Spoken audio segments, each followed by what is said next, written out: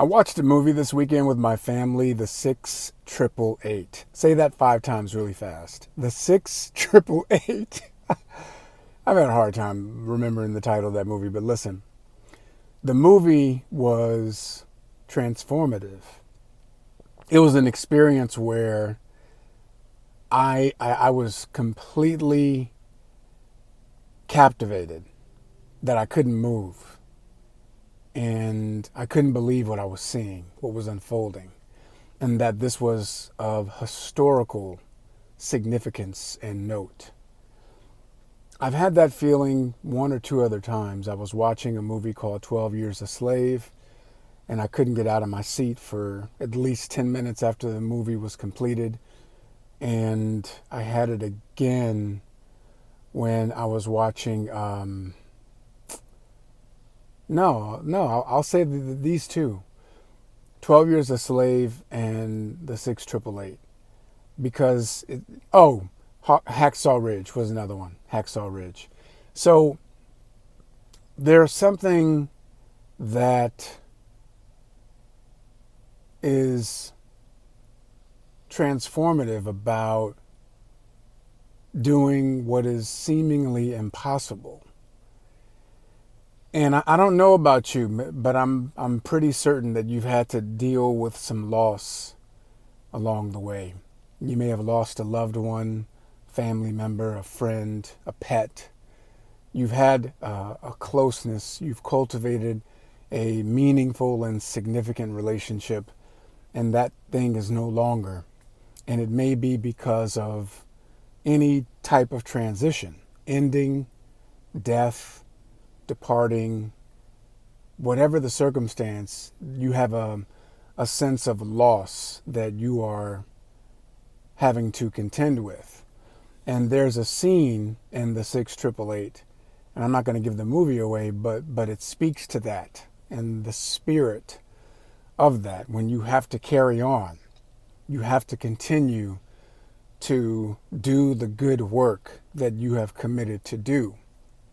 And it's such a valuable lesson. And I understand, and I've learned this early on, and it's gotten more meaningful with each time I take a trip around the sun. It's become more and more significant, more and more meaningful. And that is, what am I doing with my life? How am I paying it forward? How am I making a significant contribution? What am I doing to help someone else in their journey? And that question becomes more poignant if you have been blessed with the experience of loss. And you may say, well, Ed, that's crazy. Like, I don't feel blessed because I just lost my mom. I don't feel blessed because I just got divorced. I don't feel blessed because my best friend and I are no longer friends. I don't feel blessed, man. I feel hurt. I feel devastated. I don't know how I'm going to pick up the pieces. Well, life can happen to you or it can happen for you. And that's really up to you to determine if I'm going to go through this or if I'm going to grow through this. And it's a slight adjustment that you have to make. It's not easy. For many of us, it's one of the most painful things that we're going to endure. And I believe that we have these things that happen, these things that transpire, because it's the universe's way, the Creator's way of providing us an opportunity to really seize the day, to seize our gifts and our talents and to put them to use in the most impactful, profound, transformational ways that we possibly can. And sometimes you gotta cry your way through, you gotta ache and moan and pain your way through, but you gotta keep moving forward. You gotta keep the commitment to doing the good work that you committed to do. And sometimes it means you bring those memories with you. And they may be painstaking. It may even reinforce. It may even enlarge the sense of loss that you're experiencing in the moment.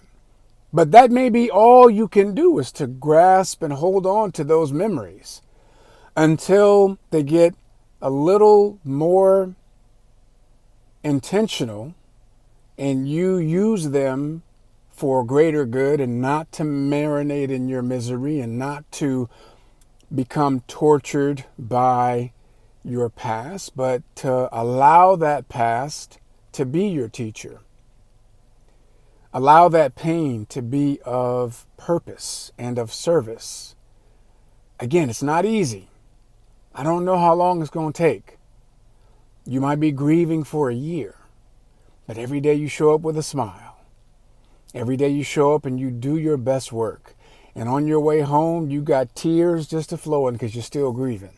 When you're in bed at night and you're about to go to sleep, you're crying yourself to sleep. You wake up in the morning and you don't have any sense of hunger because the agony that is whirling around in your gut is greater than any hunger pain.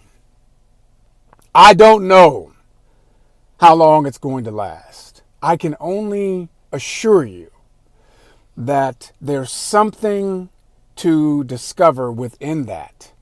There's something you can find within that can set you free.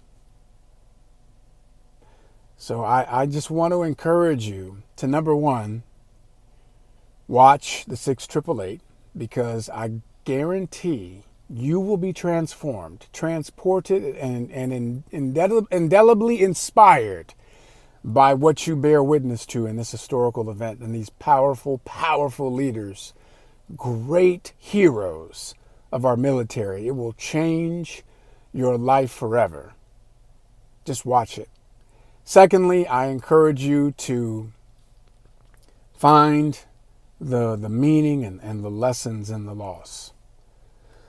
The lessons in the loss, if it's a transition through something ending, through a breakup or a divorce, through death, or these things feel like death. Something ends or you lose someone, but it's not because of death. It's because you're not in that vibrational space anymore, but it feels like death.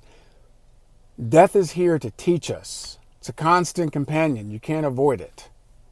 It's a reminder of just how precious life can be, how little time we have.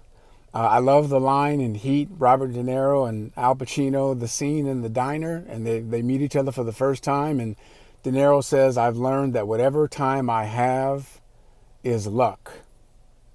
Whatever time I have is luck, because we all know our birth date, but we do not know our box date.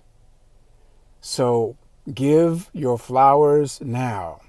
Appreciate the moment now. Live fully now. And extrapolate as many lessons as you can from the loss and the pain and the trial and the tribulations of life that are inevitable. But they can be there to teach us, or they can be there to torture us. The choice is yours.